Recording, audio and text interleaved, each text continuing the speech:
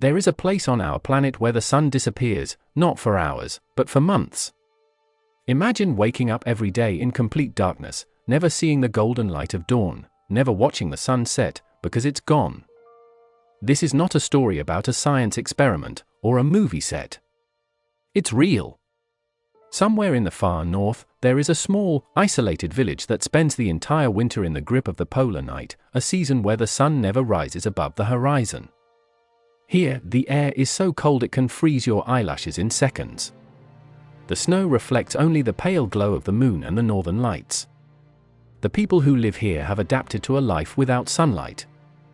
They measure time not by day and night, but by the slow shifting of the sky's colors, from pitch black to deep blue, to a faint silver glow, and back to black again. In this video, we will journey to that remote village to see how its people survive in endless darkness, what dangers lurk in the frozen night, and why, even in such extreme conditions, they refuse to leave. The village we are talking about lies far beyond the edges of most maps, in a place where the Arctic Circle swallows the land. It's called. We will reveal the name later in the video. For now, imagine traveling thousands of kilometers north from any major city until roads turn into frozen rivers, and the only way forward is by snowmobile, dog sled, or a small propeller plane that lands on ice. Here, winter temperatures can drop to -50 degrees Celsius. The air is so dry and sharp it feels like tiny needles piercing your skin. The landscape is vast and empty, endless white plains, frozen seas, and mountains that look like sleeping giants under their blankets of snow. There are no supermarkets, no shopping malls, no cinemas. Supplies come only a few times a year, brought by small cargo planes or once, in summer, by boat. The closest hospital? Hundreds of kilometers away. The nearest traffic light? It doesn't exist here at all. And yet, in this frozen isolation, life continues, with its own rules, rhythms, and unbreakable community spirit. In this village, the arrival of the polar night changes everything. For about 2 months, the sun never rises, not even for a second. The sky remains in a deep, endless twilight. Children go to school under street lamps. Men head out to fish on frozen rivers guided only by the glow of their headlamps and the moon. Women carry supplies home while the northern lights shimmer above their heads. The human body begins to feel the effects of this endless darkness. Some people experience polar depression, their energy fades, their mood drops. Others, strangely, feel more alive during this time, as if the darkness gives them focus and strength. Daily life depends entirely on artificial light. Homes are warm and glowing inside, like lanterns in a sea of black. Families gather early in the evening, which, here, is any time of day, to eat hot soup, tell stories, and wait for the short, faint glow that appears around noon, when the sun is just below the horizon. But even in the middle of this darkness, there is beauty.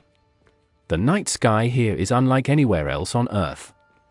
Thousands of stars seem close enough to touch, and when the aurora dances, the whole village stops to watch in silence. Survival here is not just about staying warm, it's about planning every detail of life months in advance. Food is stored in bulk. Families keep entire rooms filled with sacks of flour, barrels of dried fish, and frozen meat, which, here, is simply kept outside, because nature itself is the freezer. Fishing is a lifeline. Men drill holes in thick ice to catch Arctic char and whitefish, sometimes spending hours in temperatures that could freeze exposed skin in minutes. Heating comes from powerful stoves that burn coal, wood, or oil delivered once or twice a year. If that shipment doesn't arrive, the consequences can be deadly. Clothing is layered, reindeer fur boots, double wool socks, thick parkas. Every exposed inch of skin must be covered when the wind rises. For emergencies, every family has a survival kit, candles, matches, dried food, and even a backup generator. In the Arctic, you prepare for the worst every single day. But despite the hardships, people here are fiercely proud. They say the cold keeps their bodies strong, and the darkness teaches them patience. To outsiders, it might seem insane to stay in a place where the sun disappears for months, where temperatures can drop below -40, and where help from the outside world is days away. But for the people here, this land is more than just a place, it's their identity.